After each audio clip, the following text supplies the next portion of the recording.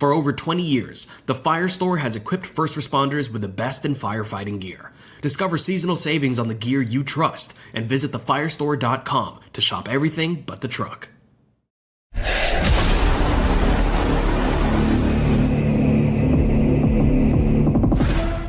All right, so let's welcome everybody in. Super excited as usual. We were actually having a conversation, I guess backstage is what they call it, on the number of episodes, and the answer my co-host gave me was a buttful. So I don't know what that actually means, but whatever episode number this is, glad to be back, glad to be doing it again. I hope everybody's enjoying some time off this fall and had a great Halloween and getting ready for all the well, it's pretty much Christmas because nobody even talks about Thanksgiving. I swear it's always every store I go into, everything's just look like Christmas is already thrown up in every store, from the grocery store to Walmart, even Home Depot and Lowe's. This looks like Christmas already threw up everywhere. So I guess that's where we're at. So today, let me back up and start with hopefully we're going to see some of you, this will be out afterwards, obviously, at Down Water on the Fire next week. Super excited about that conference coming up again in Pensacola. And just a lot of really cool things going on in the fire service when it comes to the training world. FDIC is already up and running, starting to take registrations, and super excited to be a part of that again this upcoming year in 2026. And just a lot of really neat things going to be happening going into next year. So really excited about that.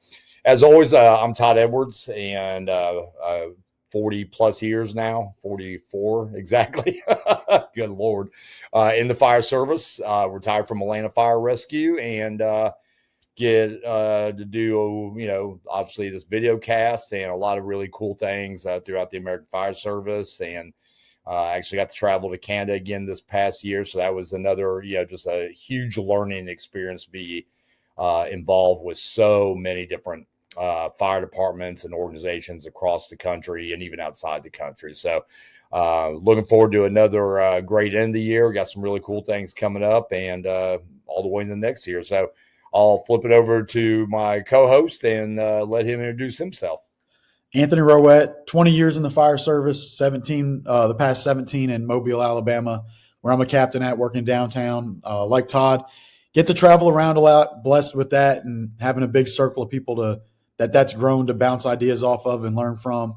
And like you said, getting to do a lot of things around the country. And this year, getting to go with you and Kyle to Canada, that was a first for me.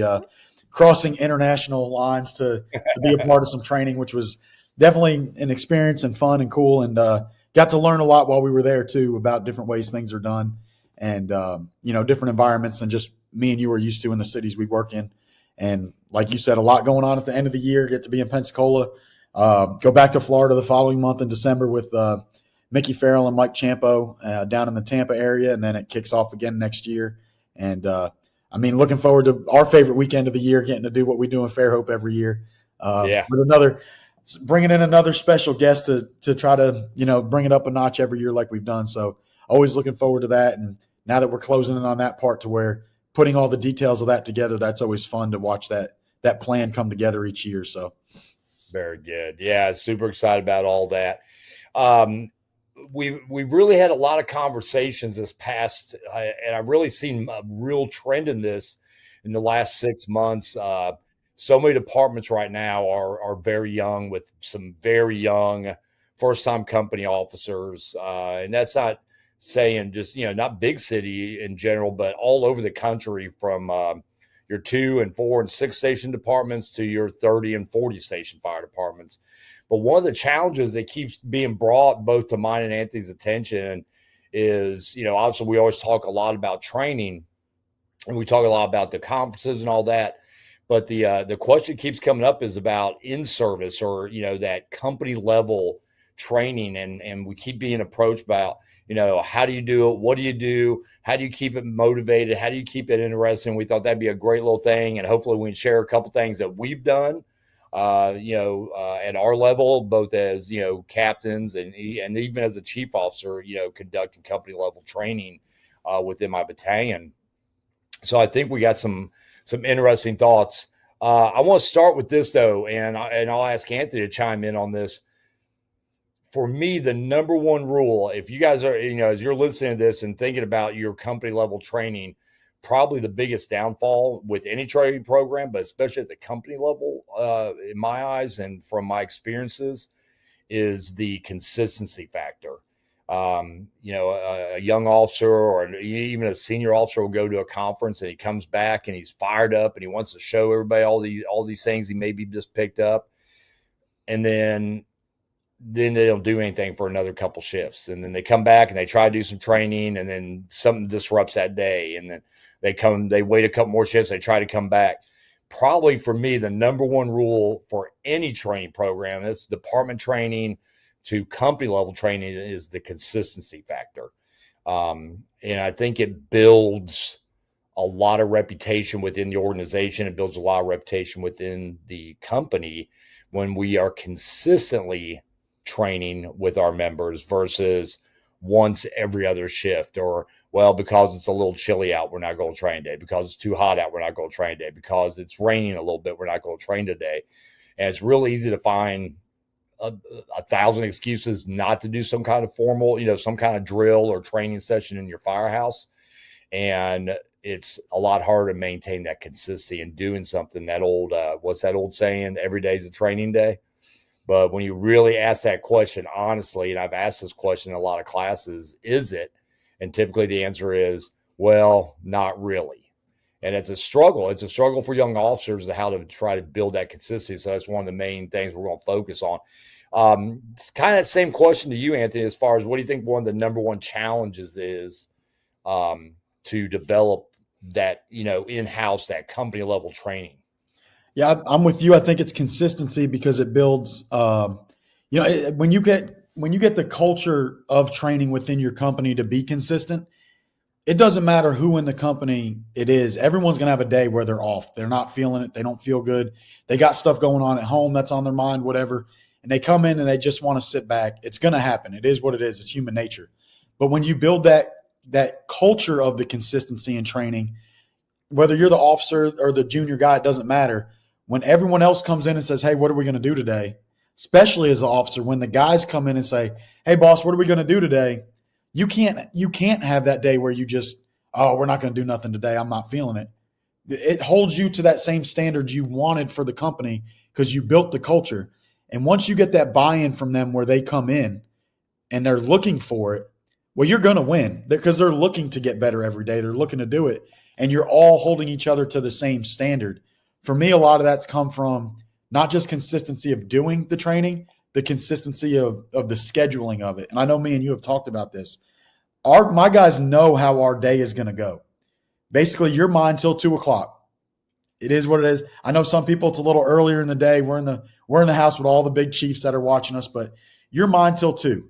We're going to go to the store. We're going to cook. We're going to eat lunch, the whole deal. We're going to do what we have to do, hopefully by 2:00, including our runs, business inspections, hydrants, and a drill. Unless the chief calls and says, hey, we got a night drill tonight. And I'm going to let you know that as soon as I find out.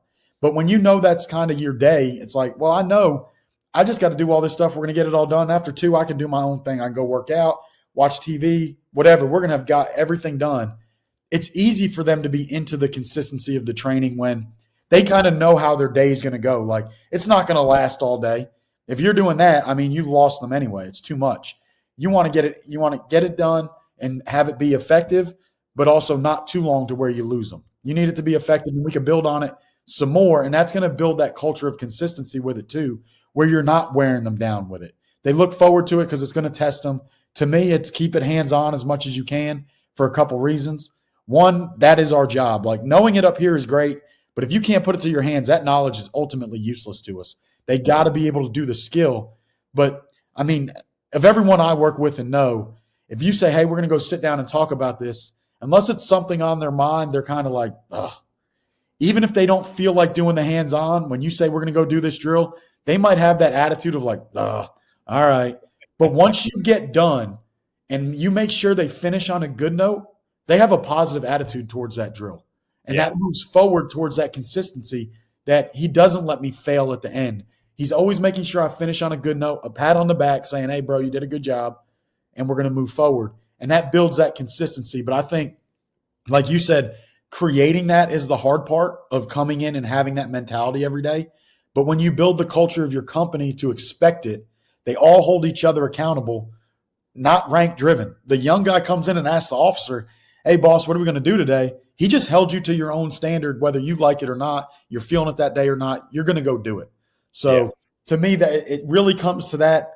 The scheduling thing, I mean, that was something I heard you talk about years ago that I kind of took from you, and our day might be a little longer because of all the Chiefs, but having that structure to a day, there's no guessing about the way the day is going to go. This is the stuff we got to get done today. We're going to get it done today. And when we're done, the day is yours, and you pretty much know when the day is going to become yours. So our guys know, like, we're going to be done around 2. Most of us work out together at 3. I mean, you just know my crew, they hang out together all day, but they do everything together. But they know, like, okay, after that, we can work out. We're going to eat dinner, watch a movie tonight, or sit around the fire out and people watch people walking down Dolphin Street and all that kind of stuff. But they know the structure of their day. And to me, that helps with the consistency of also doing it every day, because it doesn't become a guessing game of what are we doing, when are we doing it. They just know how the day is going to go when they get used to it. And to me, that helps with the consistency of doing it all the time as well. Yeah, and I don't think we can emphasize the importance of that consistency. But I was challenged recently at a class about, all right, I understand everything you're talking about, but then I got thrown that little curveball, and I wouldn't even call it a curveball because I kind of knew where he was going with this. But all right, I'm new to this company. I've never worked with these guys. How do I get all this started? And I obviously, and such a valid question. Or you are that younger officer with more senior guys. So here's, again, I'm not saying this is going to work everywhere. I'm just going to tell you what I know, what I've seen work, and I've been told has worked by members that have tried these things. Start off one. Pick a day. Just pick whatever day you're ready to make this new jump into making this a consistent. And what it became for us, and I think you were kind of hitting on this, it was just part of our routine to do some type of drill or training, no matter what the day was. And we'll kind of touch on that here in a second. So once it became routine, that just the consistency was always there. Even after I left that company, the guys would call me and tell me, hey, we did this drill today, or we're still doing this and we're still doing that, which was, extremely rewarding to hear that it wasn't just me. It was the guys that were so bought in and understand the importance of the why we are training. So the go back to what I was saying, though, that brand new officer, or maybe the company has gotten a little complacent, and you're trying to reignite that fire into having a routine of consistent training. Here's what I said: pick a day first. Pick whatever day, whatever shift day you want to do it on. I prefer a weekday to kind of get this ball reignited or rolling down the hill. And just call the station meeting, sit down with your company, and just ask the question, what are we really good at? And then write it all down. What are we a little weak in? And write that down, and then start building off of that, and let them know the expectations. Don't just pop in and go, all right, everybody to the bay floor, we're doing a mask up drill. Let's set some expectations and some goals, some daily objectives or some training objectives first, where you're getting buy-in before you've even started doing any drill at all. And I'm a huge believer in, that open, honest, hey, we're going to work on these skill sets. Once you kind of get that established, I agree with Anthony 100%. I worked with a captain, or I worked next to a captain, and his idea with training was laying out 1,000 feet of 5-inch. He thought that was training. And my thought about that was, no, that's not training. That's punishment. Training works best. Adult learning works best when it's short, impactful, and useful. When we start running out a bunch of stuff that we're never going to do, that we've never done, that we're unsure of, it's going to be lost really, really quick. So start with, and again, I'm anal about this. Let's start with mastering our basic skills. Mastering, not going back to basics, the most ridiculous thing I've ever heard in my life. We want to master the basic skills. So I've got my list. My guys have chimed in on what their areas of weaknesses are, what their areas of strengths are, and start working on some of those. I would start with a couple of the strengths and try to raise that bar up a little bit. Let's say, hey, we're great at masking up. All right, what's our benchmark? We haven't established a benchmark. Great. Let's just start establishing benchmarks for masking up off the, coming off the engine. How long does it take us to go from door to the, from the rig to the door? How long does it take us to get masked up, pop air, and make entry? And start timing that. A $3 stopwatch is an amazing little tool to have when you're doing drills. But start with something where it's going to be a full-blown, you're going to get a win because guys are already pretty solid at it. Say, man, we're doing this in 28 seconds. Then try to get that time lower and come up with a benchmark and always be striving for those benchmarks. And that's how I would get it kind of reignited. My other thing on trying to, when I was asked that question about how to start after we've kind of established what we're weak in, what we're strong in, my next thing is have a consistent time for it. That random, hey, it's 1:30 in the afternoon, it's 98 degrees out, everybody go get your gear on, we're going to do mask up drill, is going to not set a good precedent. I love that around that 9:30-ish time. I don't know why that always kind of seemed like, we've got the housework done, apparatus checked off.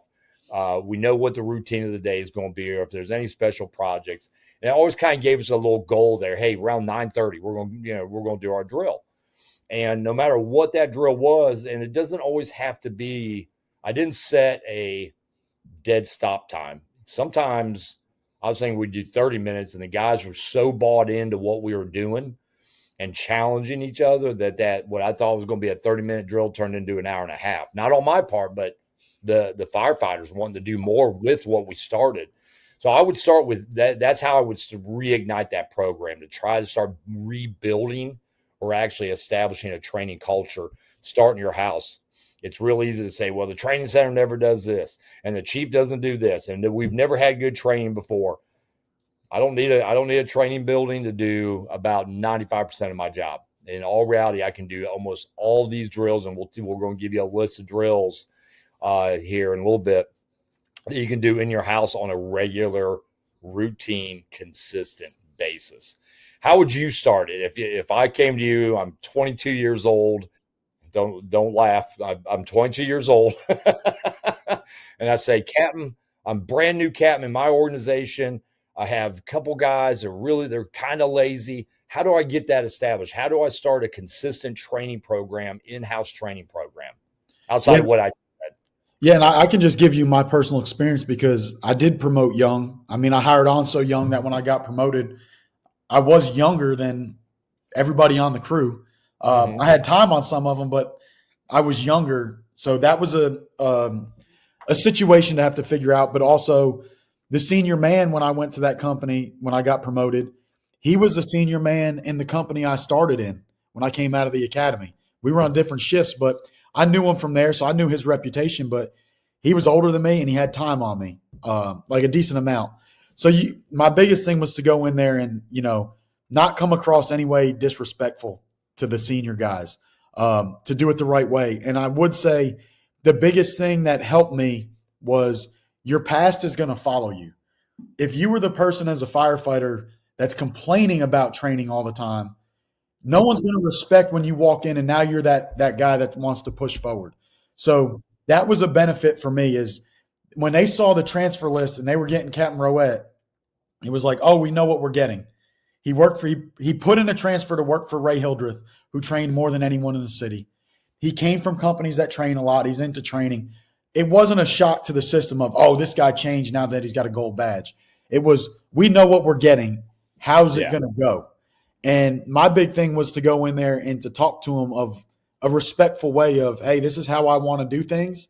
But also, like you said, was to figure out where the strengths and weaknesses were and kind of use it to my advantage to get the buy-in as well. Like, we're an engine company, so obviously the start was hose stretches. For me, it was a very different area. I came out of downtown and went to the southwest side of the city. The city had just incorporated. It's suburban to very rural. Like, those stretches are different for me. A long stretch for me was a short setback with stairs. For them, it was a long way to get to the house. But the estimating the stretch is still estimating the stretch. It's just seeing where we were at with what we were doing. So obviously, doing hose stretches was where I started because it's an engine. We had to master that. We had to be good at that no matter what. But this kind of, if I remember right, was the second or third thing I went to was being an outlying company that ran the interstate. They made a lot of extrications in that company, and they didn't have a truck company in the house with them. So the department gave them their own extrication tools. Well, I knew that senior man was very good at extrication. So it became a, hey guys, go over how you guys do extrication. Teach it to me. I hear you guys are good at it. Like, you guys have success. I don't need to come in and change your routine just because I'm the captain if you have success. Show me how you do it. Maybe we'll tweak it. Maybe we won't. But you teach me what you guys do with extrication. And that was a show of respect. And it created the buy-in. I never had problems in that company of getting people to train. No one complained when we trained. We didn't do it over the top. I mean, it was a benefit of a senior company. You didn't have to do every little detail to get them to learn it. Most of it they knew. You were just mastering it and working on the teamwork of knowing what each person's doing without them saying it. But that's where it started. My past followed me, which didn't hurt me. Some people I've seen it hurt. Man, you were the guy trying to sleep all day. Now you want to tell me what we're going to go train all day? You don't get respect of grown men that way. Like, that's a hard thing to overcome. But also to walk in when you are younger or junior and show respect to their time, show respect to their age. I mean, that is important. And when you do that, you get respect back. So you get that buy-in to come back. Man, he's not just being an asshole. He really cares that we are just good as a company. And that followed. And then I got younger crews that were just bought and they want to do stuff all day. That was easier because, hey, they're new. You are the senior guy either way. You are older than them. And they're looking to you for that guidance because they don't know yet. And then that was very easy because the training culture of me as a captain had been established already, not just me as a firefighter working for people that trained. It was, this is what you're getting. If you transfer to go down there, you know what you're getting. No, that's what I want. Cool. You go down there, you're getting what you looked for. So to me, it was that. It was walk in the door, understand your past. You might have to fight your own actions that you've done in the past and overcome it. And that means a slower process. And two, show respect when you're the junior guy to the experience of those senior guys. Let them teach you. Let them give you their why they do certain things the way they do because they learned it at a fire. They learned it through an experience. That experience can be valuable to you. Don't write it off just because of you have gold on your shirt and they don't. Use that to their advantage. That will help you buy them in. It will also help you get them to help train the newer guys for you because they're going to take that pride in what the company's doing. So that was just the way I went about it personally, and it worked out successful for me. Yeah, and again, I kind of echo that a little bit too. I came up under some incredible officers that were, 100%, drill. I mean, these were out of busy houses that, where we were going to, a fire a day, but we still, our captain was always looking to push us to be a little bit better, a little bit smarter. And it was he had such a good balance, and I was able to carry that with me when I made lieutenant, when I made captain, and when I made lieutenant, I worked under a captain, Jeff Lovren, that just a training maniac. I mean, that guy was all about, drilling and making sure we were on point and on top of this part of our game. And so I was fortunate that my reputation was of somebody who enjoyed and wanted to do drill, on a regular basis. So that did help. And I love that you answered that way. I think the response you gave, if you are that guy who is probably, maybe, you came out of that slower house, or that you have that reputation of being that guy who would rather, watch 23 hours of Netflix versus do a drill. It's not going to happen by you just having a bugle on. You're not just going to be able to, well, I'm a captain now, so we have to go drill. And this is how we're going to do things now.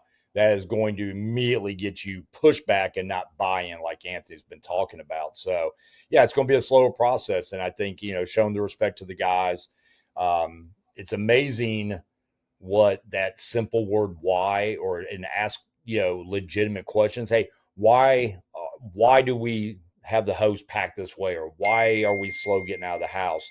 And get them to respond into that.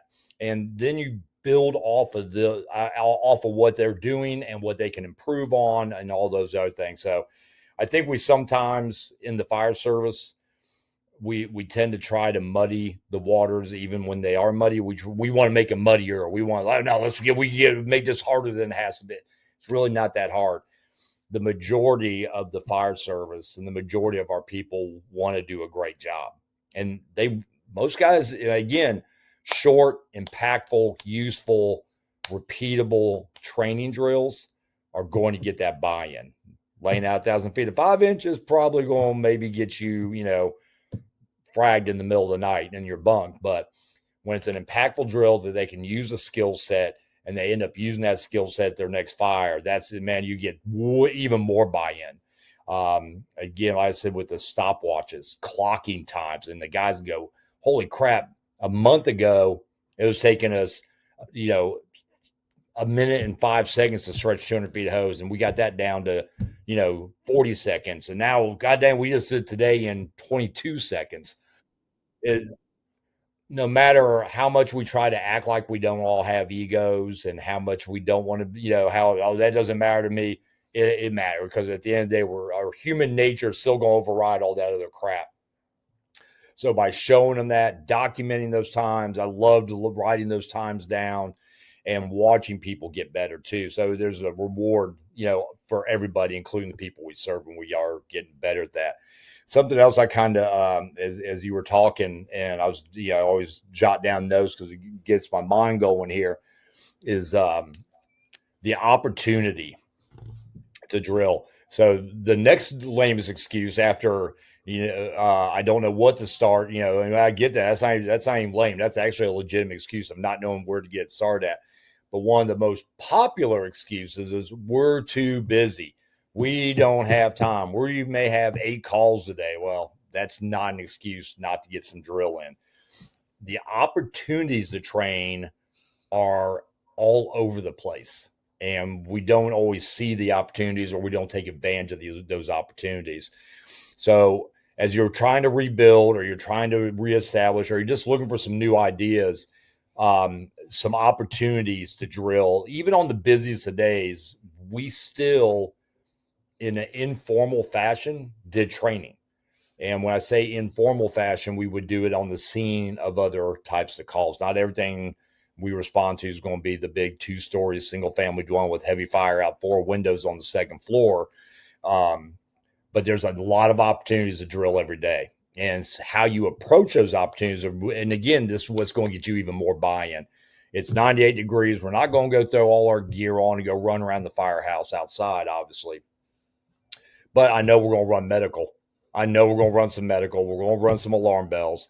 Those are those missed opportunities that I want, for young officers and current officers to really start looking for, is those opportunities to just take an extra 5 minutes on the scene before you jump back in service. Take an extra 5 or 10 minutes on that call you're at.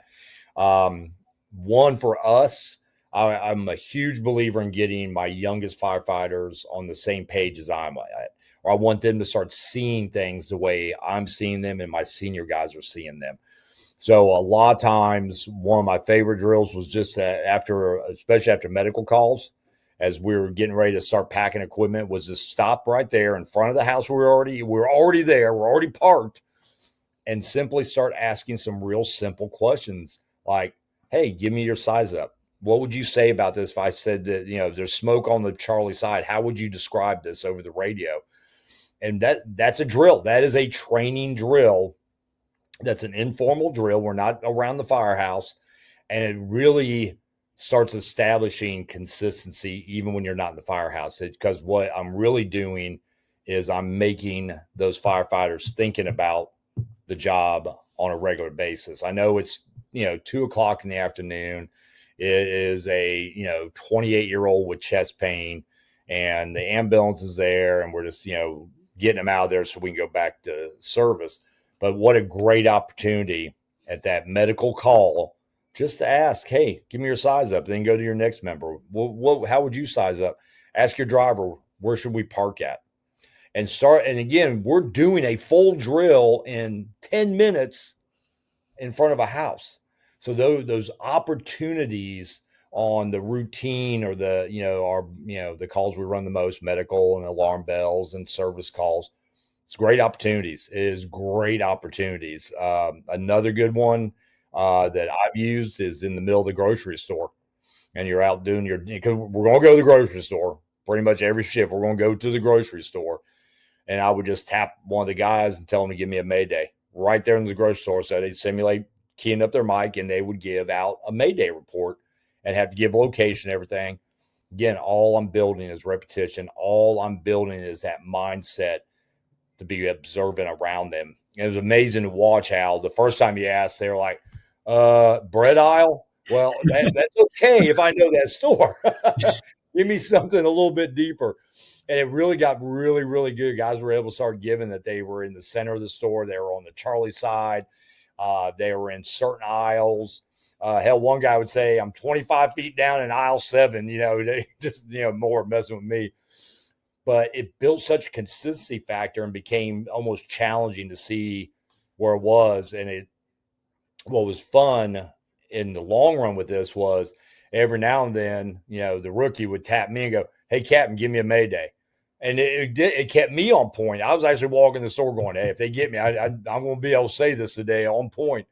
So that was one way it built consistency. It was informal, and it was opportunities not missed when we were out on a call or a routine event like going to the grocery store. What are some of those opportunities you see that you could share with a young officer or even a senior guy today that he could immediately, like if he watches at the station or listens to this on his way to work, he could hit them with that today on a store run or at their first medical alarm of the day and ask one of the guys, hey, give me your full size up on this. Bam. And then it's amazing how consistency is actually easy to build. It's really easy to tear down, but it's actually really easy to build. Don't do it just that shift. Start doing that every shift on every call, man. Those guys that almost they'll be on edge to some degree, but then becomes routine.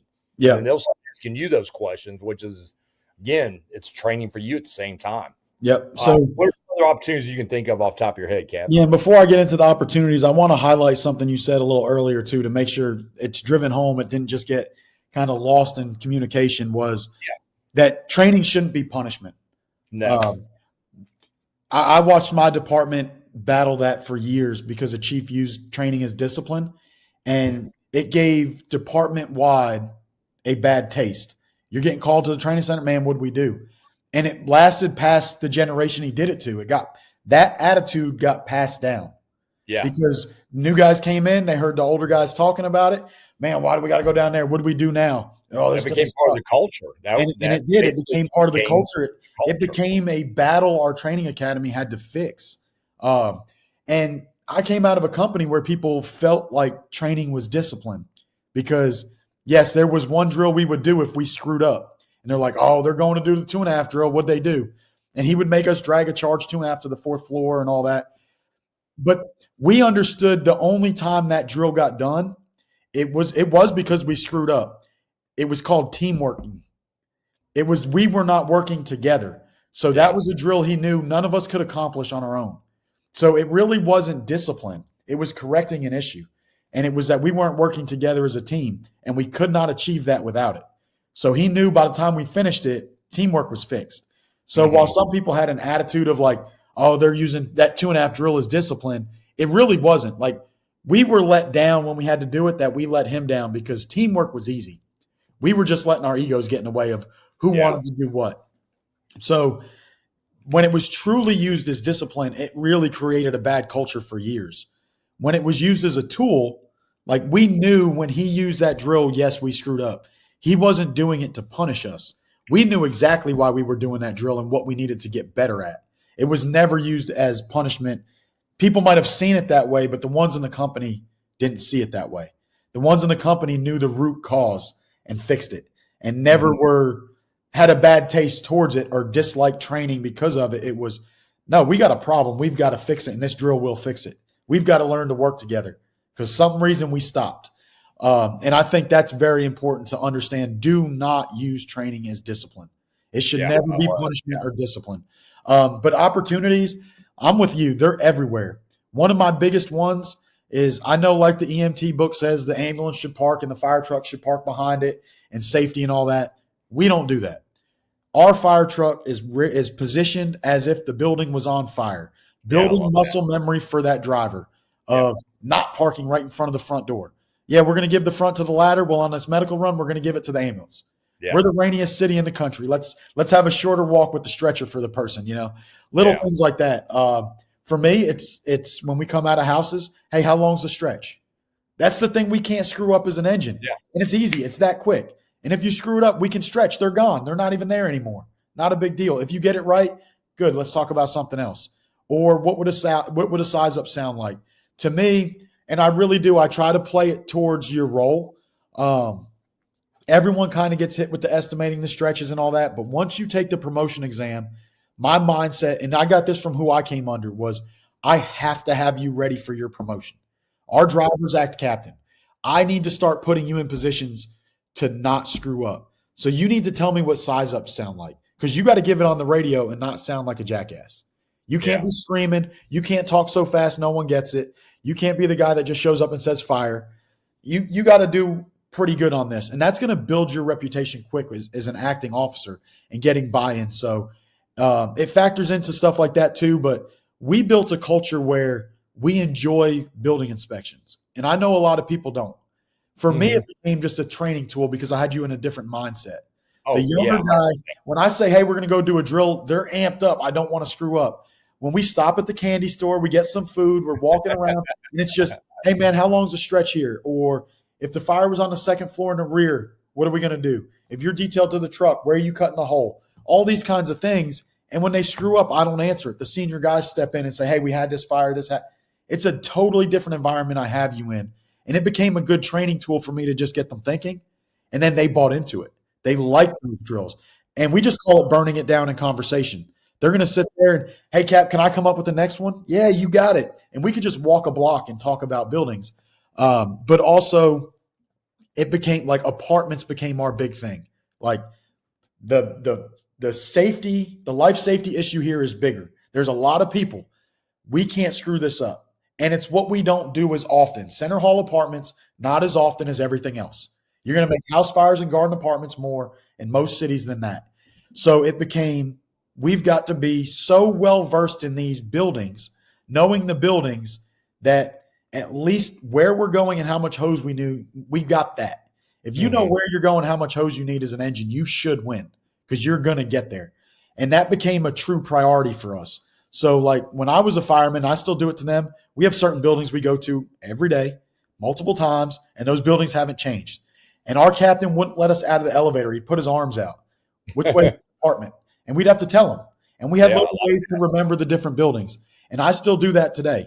But it grew, and it wasn't me growing it. It was them. It was their competitive nature against each other. I want to be the best. I want to know these buildings the best.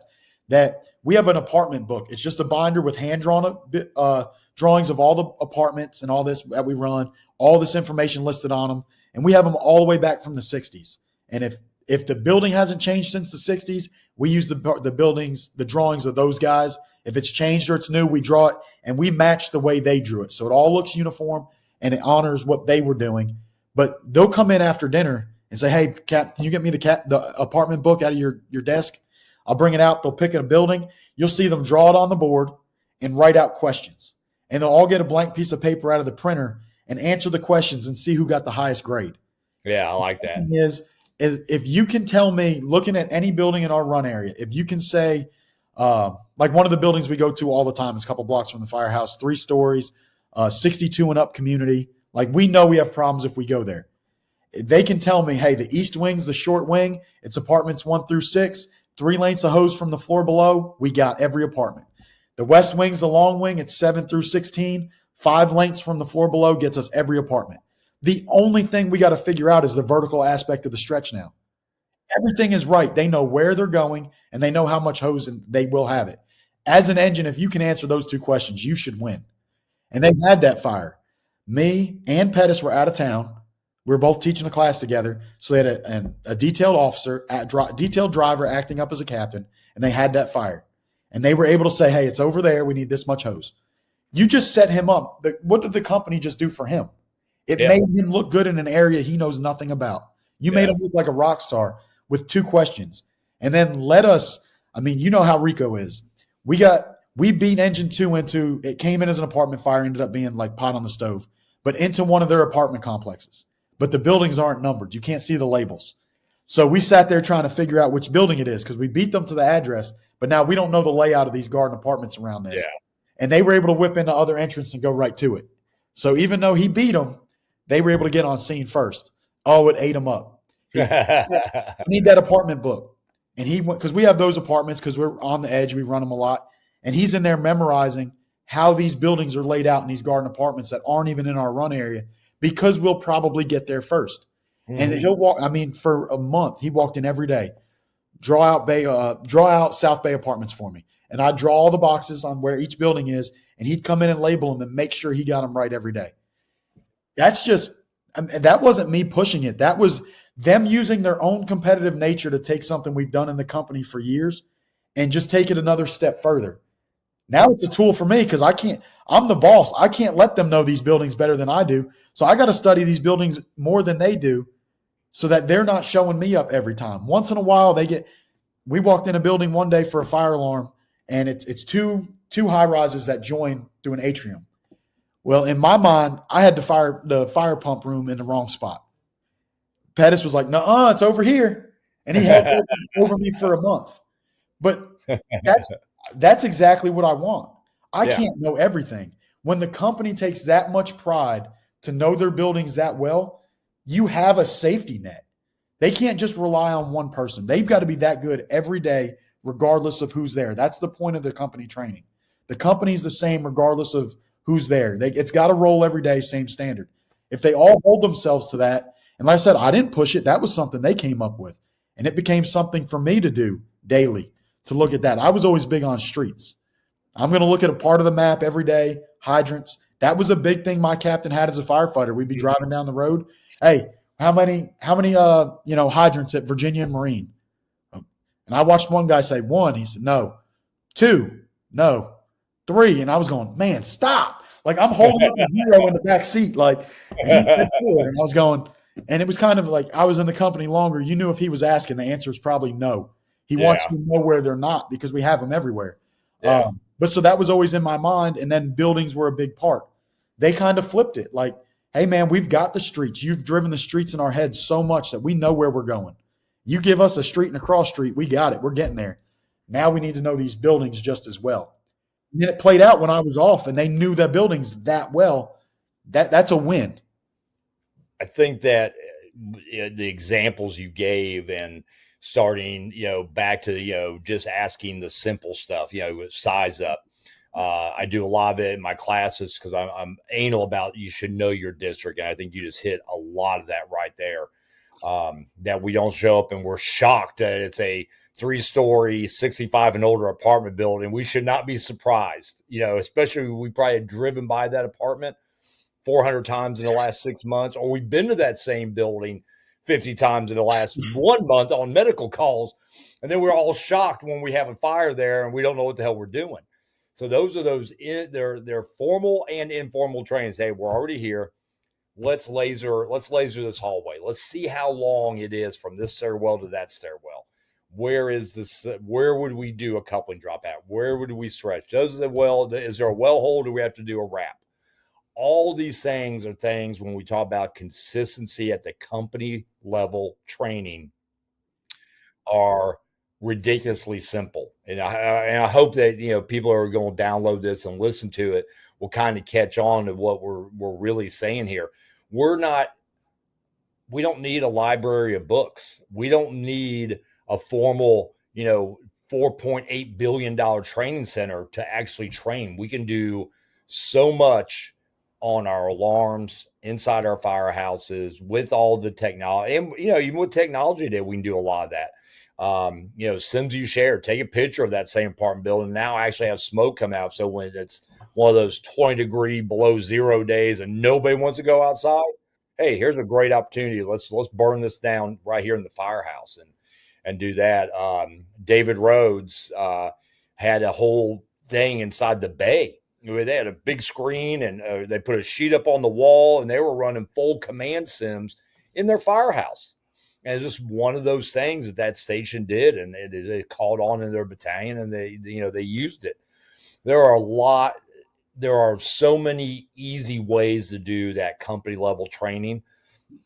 That was like that number. I jotted down the three things I always hear a lot of, about, the guys are a little lazy, or I'm a little lazy. There's no consistency. We're too busy. The other thing that always comes up goes, well, I don't really know what to drill on. Or we've already done that one. Well, do what you have to do for the documentation. That's fine. I don't care what you do on that. My concern is exactly what you just said about having that win, because we know that I need 5 lengths of hose to make that apartment. I know where the stair wire is. I know where the fire pump room is, because of all the other things we've done, not once, not twice, but 4, 5, 6, 7, 8 times. We're constantly challenging our members as well as challenging ourselves as firefighters and as company officers. One of the other things, and you said it without saying it, obviously competitive, but one of the biggest things I found when I was, always doing the company level training is that the guys expected it, for one, and the creativity part of it is probably one of the more challenging things that I'll run into. How do we make it creative and unique and challenging? We did a survival drill in our firehouse. We just took a couple extra hose lines, ran together and charged them, and just did fall and hose line drill right there in the firehouse. Called up the air truck, got a few extra air cylinders. So we did the whole thing on air, blacked out. And, being 4 in our company that day, it was me and the driver, the 2 senior guys against the 2 rookies. And we had, I bought some wire, and we had broom handles, the whole 10 yards. And it was a competition while we're learning and having fun at it. Because then it became, well, whoever doesn't do it has to do all the dishes, and it's amazing when training is, again, fun. And again, that whole thing, it took me longer to set up than it does to run the drill, both of us. So I ran all the hose, and then when the rookies went, then they got to go in and rerun the hose, and I think they cheated. That's how they beat us. Became fun at the same time. And all of that really transpired, and you could see it on the fire ground. I think from an officer standpoint, that's more rewarding than anything else you can ever do, to see this guy who was struggling with certain skill sets get way better, or see your company just blow the doors off of a fire and just crush everything from the stretch to the, from forcible entry, stretching, fire attack, doing part of the search, doing the overhaul, all these things. And you can always go back. That's because we did this drill, and we've been doing this drill, and we work on our stretching on a regular basis. We work on our ground ladders, whatever, your assignment is. So one of the things that me and you had touched on about that other part of that question about it is, now what do we do? And so I jotted down, I use this list in some of my classes as well. And again, everything I list here is doable at the company level, at a fire station level too. It's not, you don't have to have props. I mean, again, you can go deep. I know one officer in Atlanta, he's built props behind his firehouse. And again, it's one of the top companies, and that company's running 18 calls a day, but they find a way to always still do drills. So I think the time stuff we've eliminated that. But some of the training ideas that I jot down, and then I want you to come in as well. If you're an engine company, I'm more on the, even as an engine company, we did this drill though, making hose stretches, and not just at the firehouse, not a standard in my shorts and t-shirt. We would do combination drills where we would start in the kitchen, simulate a tone out, get on the rig, drive the rig, out of the bay, just for time, come out of the engine, stretch a line. And we always had different marks, like stretching to the backside of our house that's a damn good stretch. It's a difficult stretch because of gates and cars and everything else. So stretching, mask up time. So we would combine the stretch, the dress out, mask up all in one drill. And the whole thing from start to finish, less than 30 minutes. And we do it a couple of times. So it's short, it's impactful. We're learning, we're going, oh crap, we've got to fix what we're doing here. We got to do this again. And all those things played a factor. We're an engine company. with 2 ladders that were in our first due. However, as every fire department goes through this, one ladder's out of service, the other one's on another call. Now that ladder company that I'm expecting to be there is 8 minutes, 10 minutes, 15 minutes out. So we would throw ground ladders on a regular basis. We would do VES drills on a regular basis, even though we're a single engine company.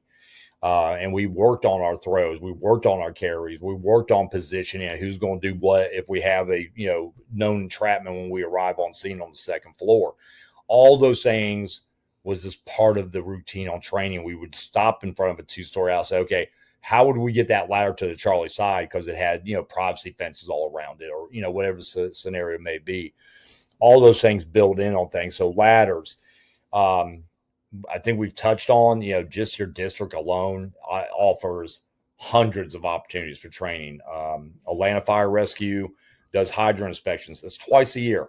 Twice a year, you're riding hundreds. I mean, you're just driving up and down every street, or, one part of your battalion or part of your district. But we would drive past a couple hundred houses. That's 100 couple opportunities if you wanted to do size up. And we didn't do every house, obviously, but we would talk about, hey, where's the next hydrant on this street? Oh shit, that's right in the middle of the block. Or, oh, that's that one that's behind that gate, behind the weeds, or all these little things just were training opportunities. It was a project that we had to do, obviously, but it turned into a great training opportunity at the same time. And we just had fun doing it. And all those things just really were not that hard to do. And it built that consistency. It was fun. It was competitive. It was our routine. What are some other things you would suggest at the company level?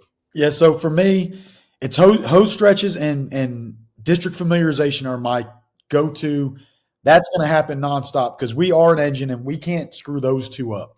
If we can stretch good and we know our district, we should win every time from the engine standpoint.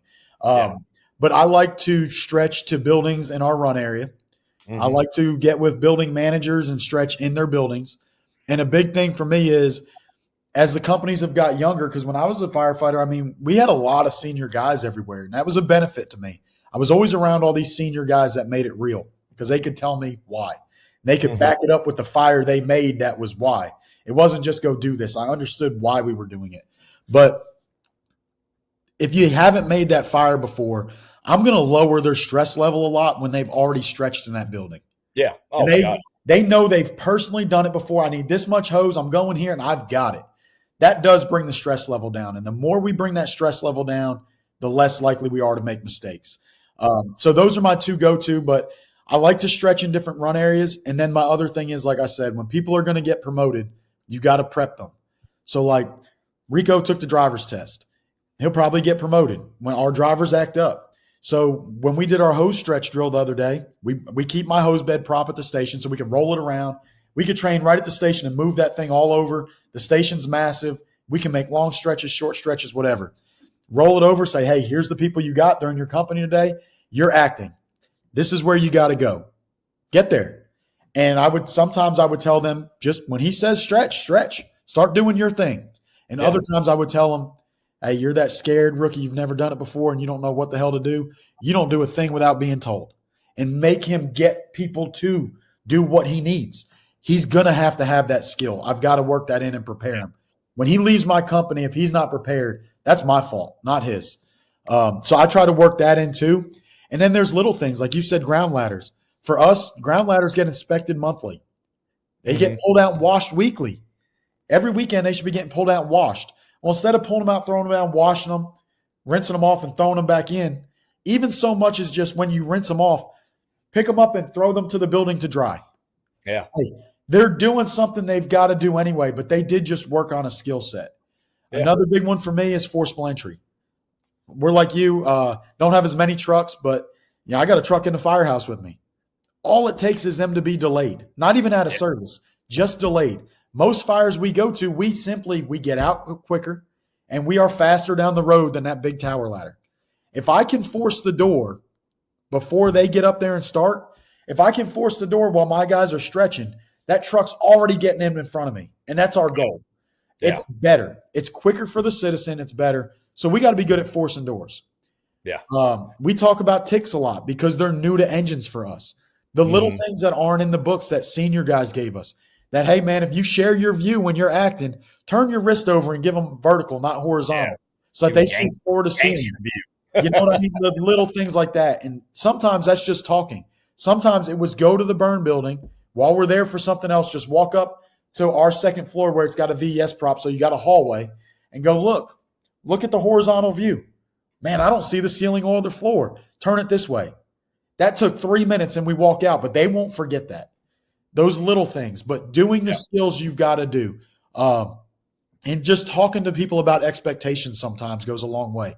Hey, in this scenario, this is the way we're going to do things so that they know. And then they can put those skill sets you taught them to use because they know where they fit in. And that's a big deal to me, is knowing where you fit in. And that, for me, that's been just having guys that are bought in and that truly care. I don't have to tell them a bunch because they want to be successful. So when you tell them and you show them and teach them how to do it, and then you have that discussion of where they fit in and what role they should be playing, when I turn around, because we try to have our own hooks, our own Halligans. At a house fire, we got one truck company coming, and they're riding with 3 probably. They're still searching. I'm not delaying them to force my door, and I shouldn't delay them to pull the ceiling. I know where the fire's going. It's going up. I need to check the attic. So we shouldn't delay them from what they're doing because, hey, I need your hook. No, we can bring our own. So when we knock it down, pull our own ceiling. If I turn around, hey, so-and-so, pull the ceiling, and they don't have a hook, they just let the whole company down. The whole company's going to get them. I don't have to. But the big thing to me was always been utilize your senior people when you do those drills to make it real.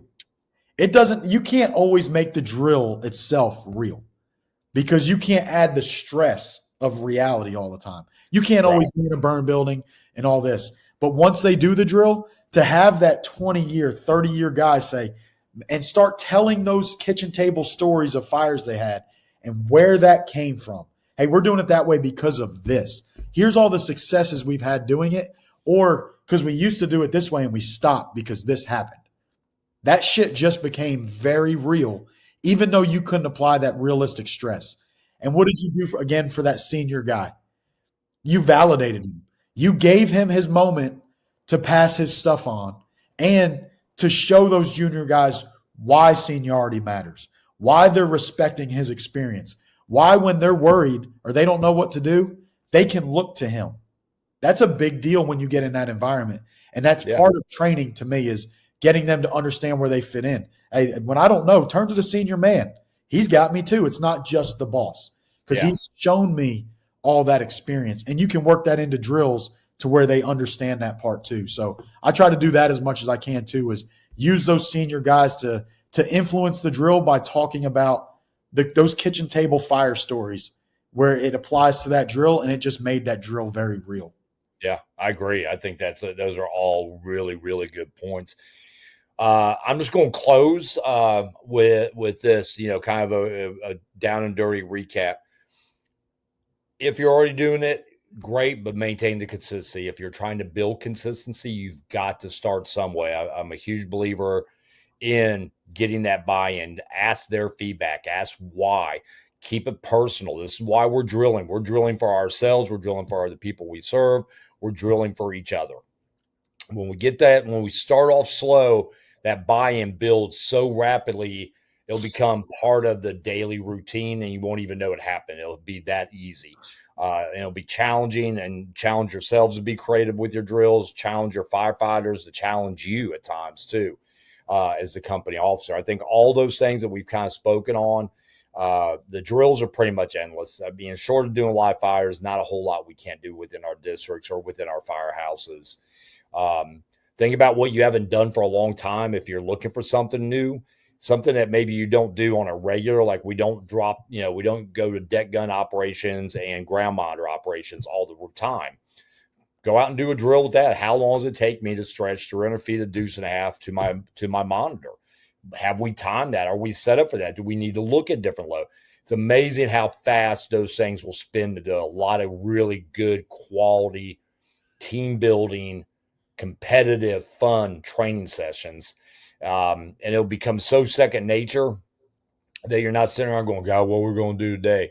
It'll really become that easy. It truly will be.